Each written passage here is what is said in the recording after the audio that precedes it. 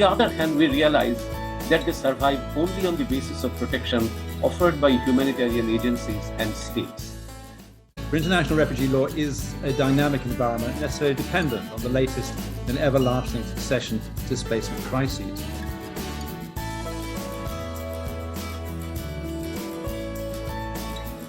And trying new things to really advance protection for refugees.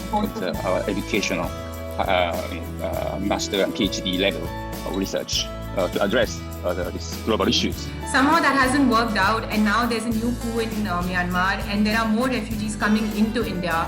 I mentioned it's important to consider all the hats I wear, so I will mention the Hong Kong context as well, and Hong Kong really situates within this regional context. There may well be a number of other strategic litigation priorities, legal advocacy priorities that emerge. National people, national leaders from the non-state actors who can talk to the government and show that we also can. People who are helpless and in need. It's very much a two-way process.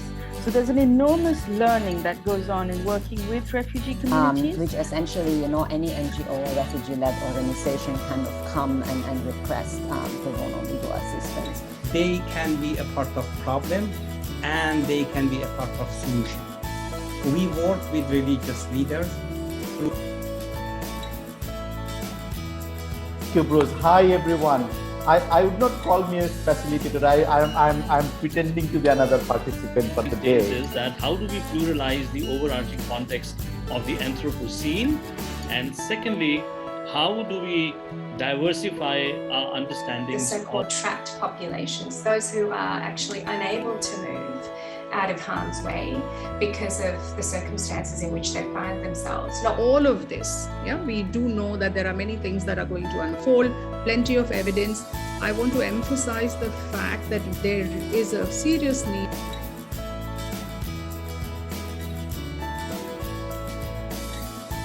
We talk about gender and sexuality because it is such a dynamic concept.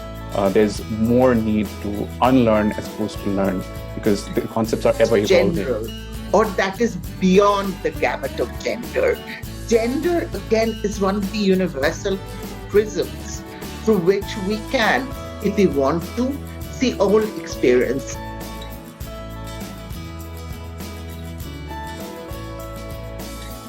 Toolbox, let's say, of different things we can use to try and get satisfaction for people who are disenfranchised, including refugees. In this summer school. The second comment is, I have already shared with Wendy, the quality and the selection of your reading material was excellent. This is excellent for both type of people. People who knew the idea of refugee protection and people who doesn't know about the idea of refugee protection. For both, the material was excellent. Slowly, to my mind, our summer school, it got energy, more and more energy day by day. And by the end of the day today, we are so close and we are so energetic comparing with our first day. So that is another my comment, that this summer school in fact infused that energy and synergize us together. We are working that by now we are feeling ourselves more empowered and more energetic for the summer school. And finally, the last one is, perhaps when we started the summer school, we were waiting that when these 4 long days would be over. But now we are feeling that how quickly these 4 days passed away. And we'll be missing these 4 days, but we won't be missing our friends because we are COVID-19 can't stop us from helping not only refugees but also many people around the world. Actually international issues from climate change, refugees, and so on and so forth. And I wanted to say that besides I learned a lot from actually each and one of my participants, one of my friends, not only about refugees, but also about how we can enjoy and learn and help and share our ideas with each other. I enjoyed not only the multicultural exchange, but also exchanging with people from very different backgrounds. So not only with lawyers, but and I because I'm coming straight from law school, so this was really nice for me as a new experience now. And actually, I enjoyed also the topic selection and the speakers, particularly the speech from Professor Goodwin Gill, which was one highlight for me. And finally, I took the summer school from Mexico, so I made it through the night. And I thought I would fall asleep. I don't know how I should do this, but I never fell asleep. And I feel more energized than ever. So I want to thank you all from the bottom of my heart. Ideas that were kicked off on the first day, be it the pitches that we did today. It was amazing exchange of ideas. The fact that there are so many things that come together and all of them make so sense, and you need to take all of it into account. It's not the law, it's the sociology, it's everything that comes together. And I've always been interested in environment, and climate was something that was always at the back of my mind, just couldn't find the time. This gave me that opportunity. And I mean, of course, Dr. Hadia also said the quality of the materials is going to help me also to prepare later when I sit down to write whenever I can find the time. But thank you so much. It was an amazing 4 days packed from afternoon till evening. But I loved it. I loved every minute of it, and I'm so sad that it's gotten over so soon.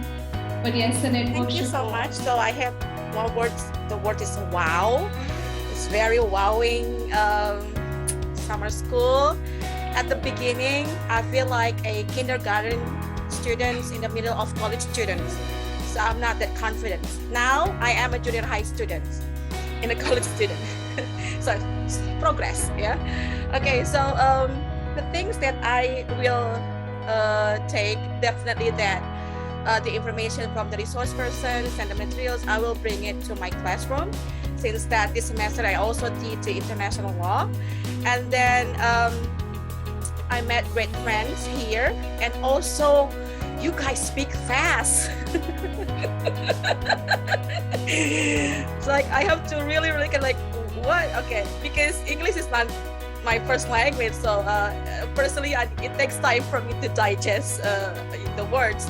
And then another thing is Mr. Brian Garlick is the kind of professor that I want to sit and listen to, because the things that you explain actually within those things that you explain is already on my proposal. There's also the ideas and everything. It really helps a lot. And then and I agree with Professor Masood Nuri that we should keep this connection alive. So maybe that we can have another meeting to talk about the progress that you guys made back home and everything. So once again, for the organizer, thank you so much for letting me in. And I wish you all the best for your work. First of all, congratulations to each other that we are in the ending of the sessions, and I really didn't realize that how these 4 days are going to be ended so soon. And thanks that the choosing of each and every participants were so good, keeping in mind the different backgrounds and different experiences. And from my experiences, I never thought that there can be some other dimensions in these refugee protections. So the valuable information, knowledge sharing from resource persons and participants helped me to broaden my knowledge that how many dimensions can happen, not just from global south, and it is the facing the problems from international perspective as well. And I really enjoyed the breakout room sessions, because I felt that the breakout room sessions actually made our networks and bondings more stronger. So thank you. I'll be the last and I'll be the fastest one to make it finish. Thank you so much. So as I work for a longer period of time with the deaf and the mute people, so I wanted to say everyone in a sign language, thank you.